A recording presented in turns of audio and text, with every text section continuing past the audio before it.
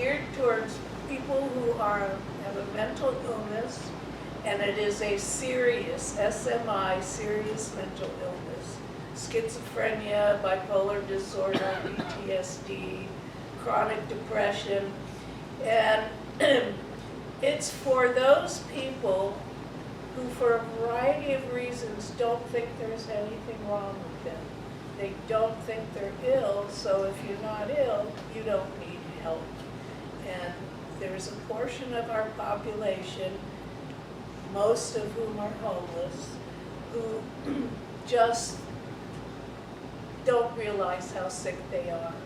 So we finally got the Board of Supervisors to approve this, and I wanted to spend a couple minutes telling you how it's actually going to work. You may be volunteering one night, and somebody may come knocking on your door that would fit in this category.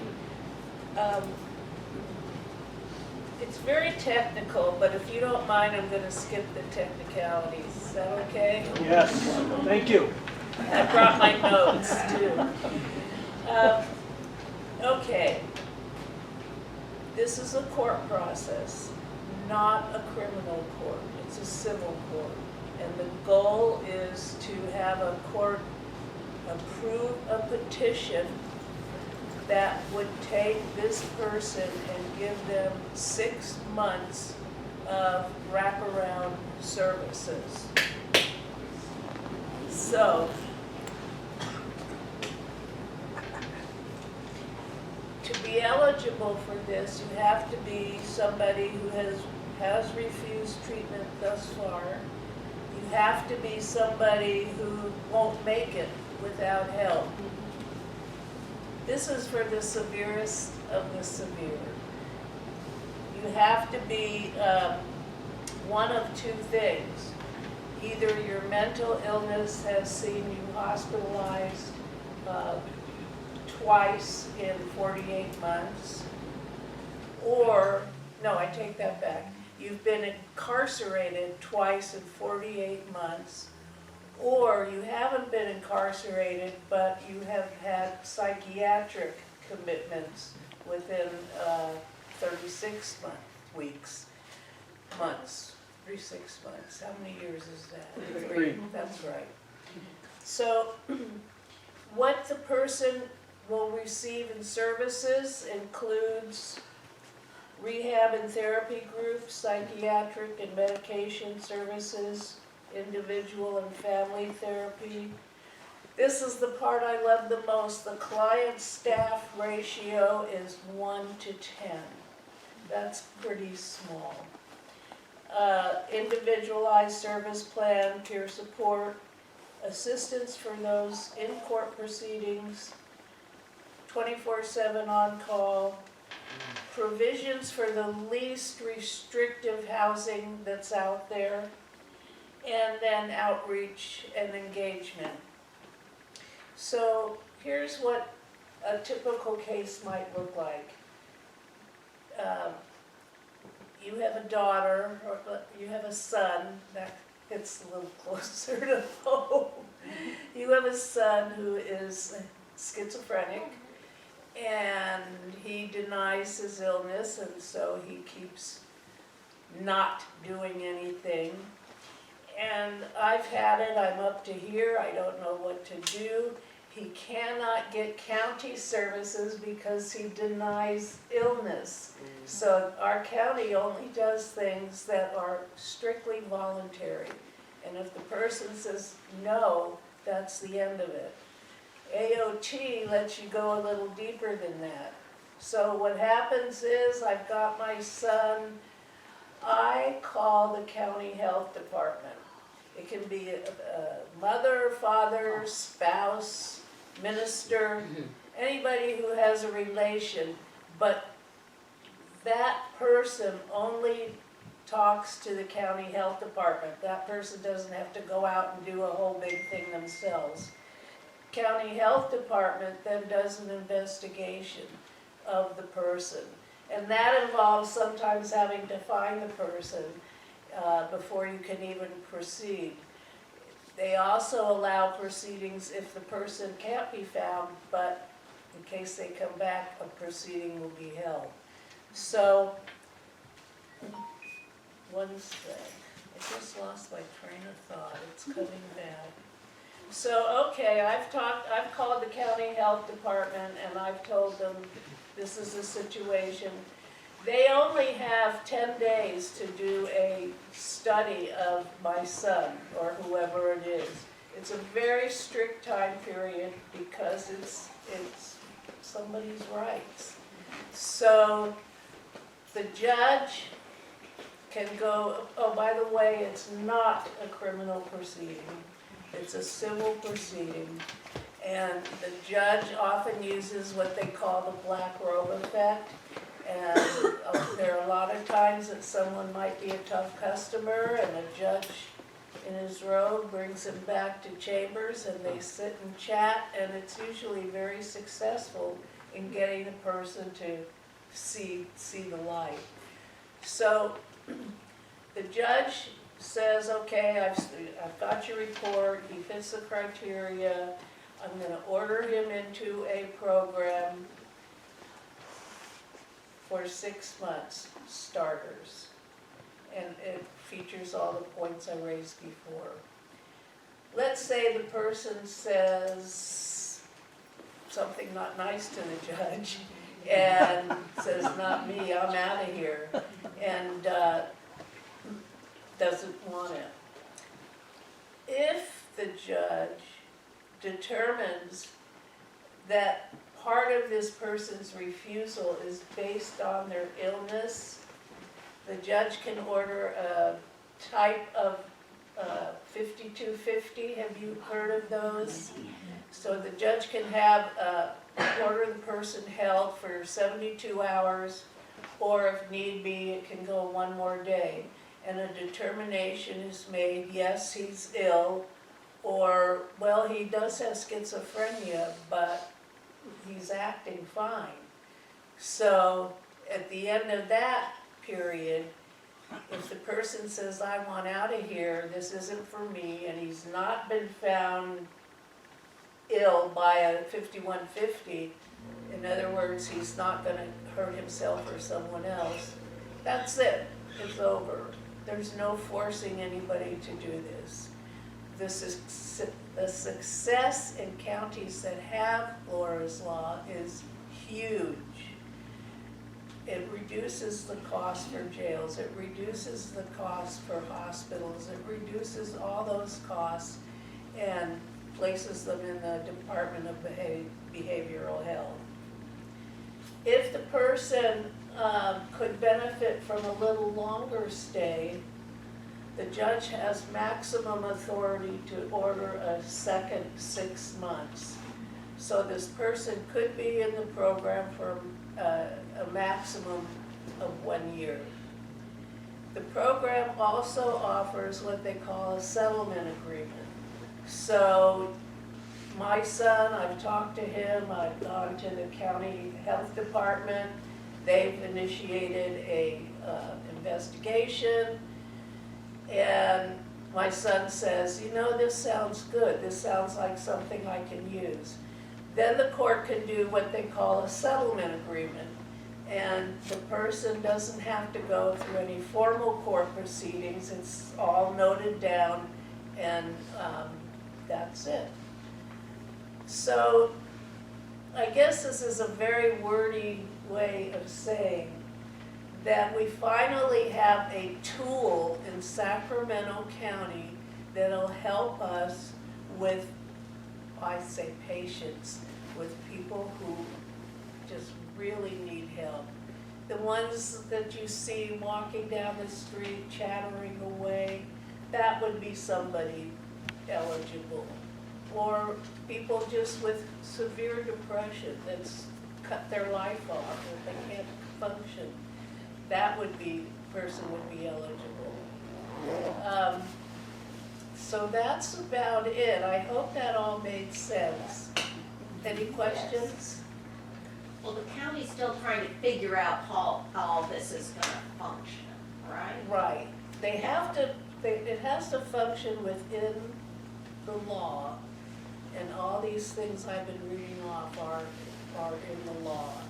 But the county can modify, and that's not gonna happen till, I think they're starting discussions in August. So we might not see Laura's law for another bunch of months yet. But don't be intimidated by it. The good part is, you see there's a problem, or somebody does, they wanna help this person, the only phone call you have to make is to the county health department, or a clinician, or anybody in that arena, and help us on the way. So, yes. Yeah, so, to make that phone call, you have to really know the person, is what you're saying. You have to be a mother, or, excuse me, a relative, or somebody else that is in a close relationship, yes. And my other question is, well, first of all, thank you, it was very informative, you answered all the questions, almost all the questions. For the counties that are using Laura's law, how long has it been, going for? If you know. I don't know an exact number of Okay. years, but I I'm know gonna that. guess up to 15. Okay, so that's longer than I thought, and that means it's very successful. It's very been in place. successful. Thank you. Over half California's counties have it. Okay. If anyone is wondering, well, what's the big objection then? Why don't more counties have it? It boils down to a civil rights discussion. And there are civil rights advocates who feel that if the judge orders somebody to do the therapy, the treatment, then that is a denial of their civil rights. But anybody in their right mind yes. So it's a completely inside program, like they have to live somewhere, or is it outpatient? They get help on all of that, All of that. including housing. And if they're going to school or working, does that get in the way of working or going to school by going into the program? Or will it be everyone's? I don't know, it would really depend how sick the person is. Typically, it's a tough customer. Yeah, Deborah, I would think a lot of people probably aren't working, and they aren't at school. Thanks. Oh, got it. Thank you. Thank you very much, and,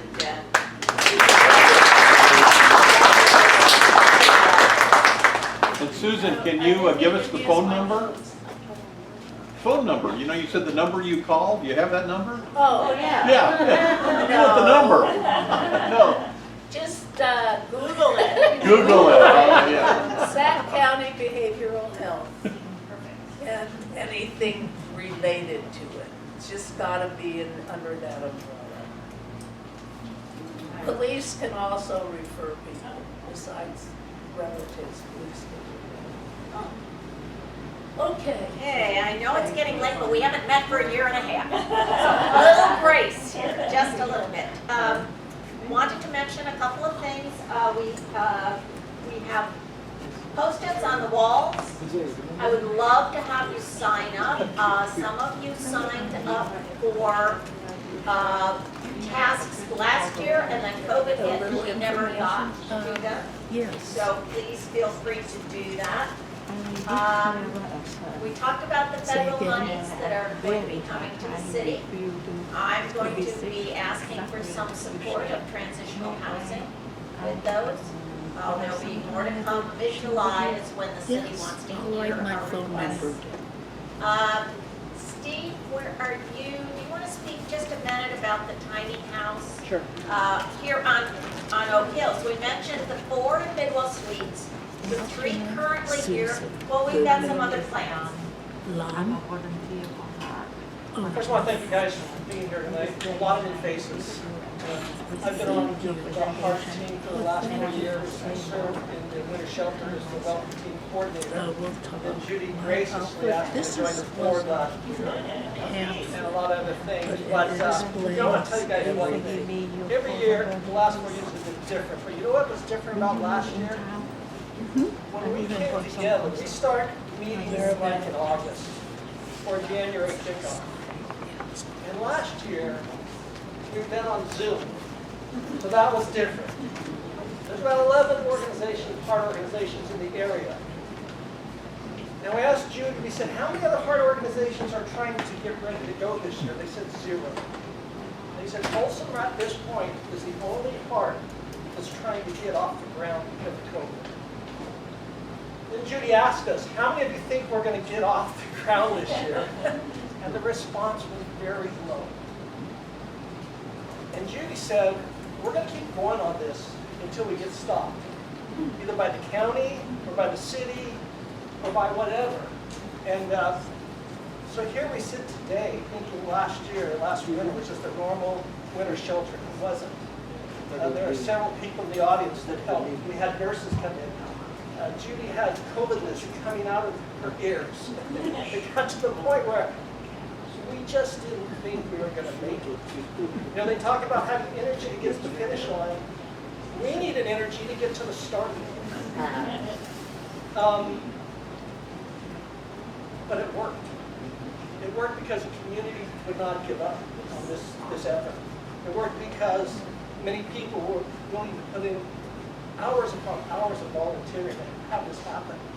And we are not a faith-based organization. We're not a regular nonprofit, but obviously the faith community is very supportive. And so they tend to congregate around us. All the winter housing was done in churches. Those are the ones that gave up space. And so it's a combination, it's a community effort of what we do, both of churches, of HART, and of all of you that are part of the community. We're all volunteers, and it takes a whole lot of effort to do this. So Judy mentioned we have the Bidwell Suites, where we have 4 units. Oak Hills Church looked at their campus and said, we'll give you a spot for 6 units. They said, we'll give it to you. Under the state's emergency ordinances, we were able to meet with the planning department, kind of get waivers to move forward. And so now we're working on setting up 6 sites here at the church.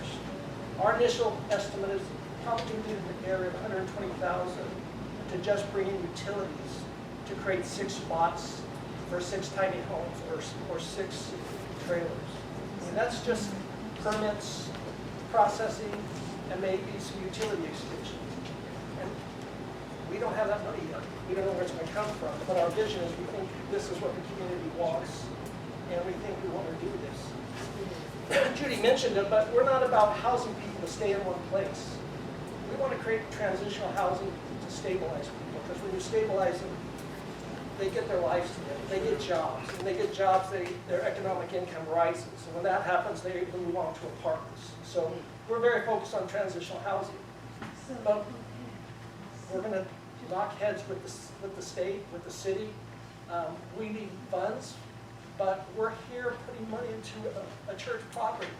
And this is just all new areas of endeavors. We don't know how it's going to work, but we just know we're going to make it work. And part of the reason we're going to make it work is because all the support we get from the community that's come out and helped support us the last 4 years. So that would be our goal, would be to get 6 spots here. They have these tiny homes, as long as they're on wheels, if you can believe this. We're exempt from the city building department, which is a miracle. But nonetheless, they're units, and they cost money. So our first stage will be getting the site plumbed and getting utilities in there. Then we need to go find tiny houses. So that's kind of our vision, you know, that we're moving to the next place. And what we're seeing is we're moving to areas that are very expensive. It takes money, not only a lot of effort, but it's going to take money. But that's our vision. And I've been tasked with doing the lead on that, so I'm working on that now. I'm working on the planning, the engineering, to get the utilities in here to Oak Hills Church. It's also on a year-by-year basis. The agreement we're going to get with the city, at the end of the year, they could reject it. So we can do all this work, get this stuff all done, go for a year or 2, and the city can say, we're not going to renew your permit. So a lot of risk involved, a lot of difference. And you see that there is this clash between the city and faith-based arenas.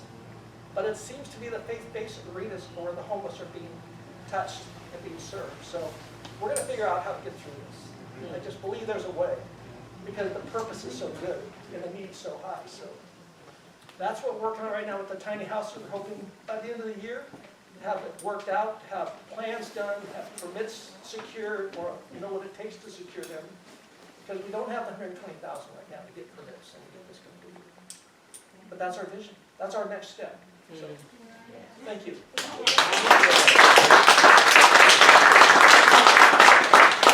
So, here I am again. We did a shelter, now let's build some houses. All right. But there are grants that we feel as though we might be able to take advantage of. And somebody I had lunch with the other day said, well, you know, Rotary's build things. I said, no, I didn't know that. Okay, I'll remember that. So there's opportunities, and we'll take it one step at a time and see where it goes. Okay, help wanted, teams. I have one spot up here that says call me. If you can't figure out kind of where you fit in, call me. Okay? Don't let that stop you, because this is who we are. This is what we've got. 4th of July, coming up. We are going to be staffing the main gates for the rodeo for the 2nd, 3rd, and 4th, and we will earn money for doing that. So it's holiday, it's fun. I have one spot left on Friday night. I have 2 spots left on Saturday night, and I have 8 spots left on Sunday, which is actually the 4th. So if any of you are not partying, come join me at the rodeo and all of the cowboys and cowgirls, and it's fun. It's a family event. You get to see all the families, but if you can sign up tonight to help fill out these shifts, then you'll be getting one less email from me. Judy, isn't that like amazing? Didn't you have like 100 spots or something? Well, 13 spots How many? every night, 13 every night. 13 times 3? Yeah, Okay, I thought it was even more than that. Still good that you filled up that fast already. That's awesome. so just let me know. Yes, sir. Yes, I went up to come on Friday. Yeah? My name is Octavio Areza. Yes. So Good to meet you. when we will be getting some info or? That's why I have your email, and if I don't have your, I do have your phone number. I will be contacting you. In previous years, we've gotten t-shirts. I saw them this year. They're beautiful colors, so I'm hoping we get those again. But yeah, I'll be coming back out to all of you about the details on that. 4:30, show up at the main gate, and then 5 to 10 is our shift with a lot of downtime in between, so you can, they're gates, you know, you get them in, you get them out in between. They fed us dinner too, yes. No, I just hope that there will be some address to the place because I live in Southside, so I'm not that familiar with the area. Yes, one of our faithful drivers for the winter shelter who came all the way up here to help us out. So yes, I will be sure you get directions and address. It's Lions Park. Okay. One thing I did want to say, a quote that I wrote down, it says, "I'll never lose by loving. I'll always lose by holding back." So let's get moving. The country's moving, Sacramento's moving, we're gonna get moving. Thank you all.